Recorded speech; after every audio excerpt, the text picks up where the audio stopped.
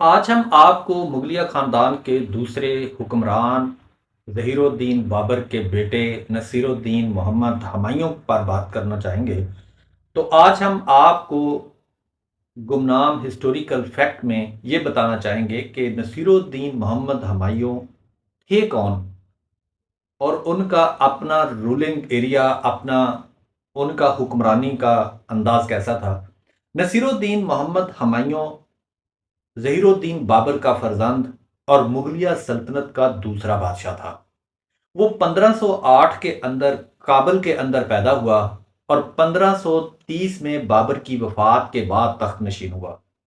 ہمایوں اصل میں ایک بڑا نیک دل، علم دوست، نرم مزاج شخص تھا، اور یہی اس کی نرم مزاجی جو تھی اس کی حکمرانی کے اندر بھی بڑی مصیبتوں کا شاہکار مانی جاتی ہے۔ یہی وجہ ہے کہ اگر وہ نرم مزاج نہ ہوتے تو کئی بار اس نے اپنے بھائیوں کو معاف کیا۔ اپنے حکومت کے اندر جب انہوں نے بغاوت کی تو ان بغاوتوں کو بجائے کچلنے کے اس نے معاف کر دیا۔ تو یہ نرم مزاجی اس کے مستقبل کے لیے بڑے ہی خطرات سے کھیلنے پر مجبور کرتی رہی۔ وہ اپنے والد جیسا مدبر بالکل نہ تھا۔ اس کے دور حکومت میں سلطنت مختلف داخلی خارجی بحرانوں کا شکار رہی۔ ہمایوں کو سب سے بڑا چیلنج جو اس وقت اس کے ساتھ رہا وہ تھا شیر شاہ سوری۔ شیر شاہ سوری کی صورت کے اندر وہ اکثر اسے مسائل کا سامنا کرنا پڑا۔ جو شیر شاہ سوری ایک بڑا ذہین اور مضبوط اس کا حریف تھا۔ 1540 کے اندر کنوج کی جنگ کے اندر ہمایوں کو بری طرح شکست ہوئی، جس کے نتیجے میں اسے سلطنت چھوڑ کر ایران کی طرف بھاگنا پڑا، اور صفوی بادشاہ طہماسپ اول کے دربار کے اندر اسے پناہ لینی پڑی۔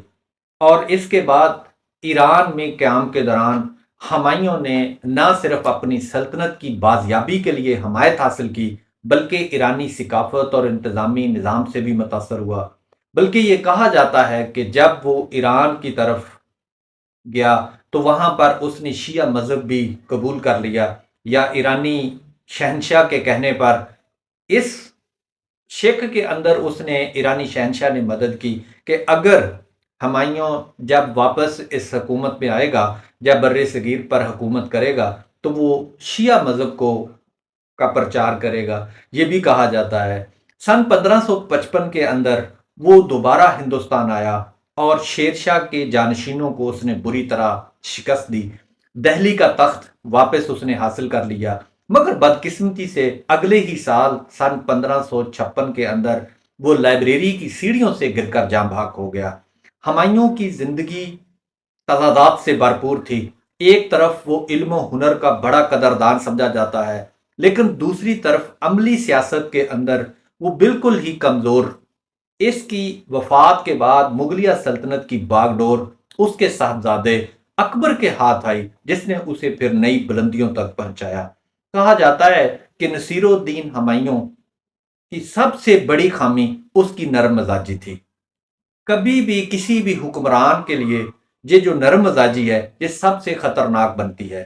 جب بھی حکومت کرتا ہے کوئی بھی شخص، اگر وہ زیادہ نرم مزاج ہو جائے تو اس وقت اس کے لیے بے شمار مسائل صرف اس کی نرم مزاجی کی بنیاد پر ہی پیدا ہوتے ہیں۔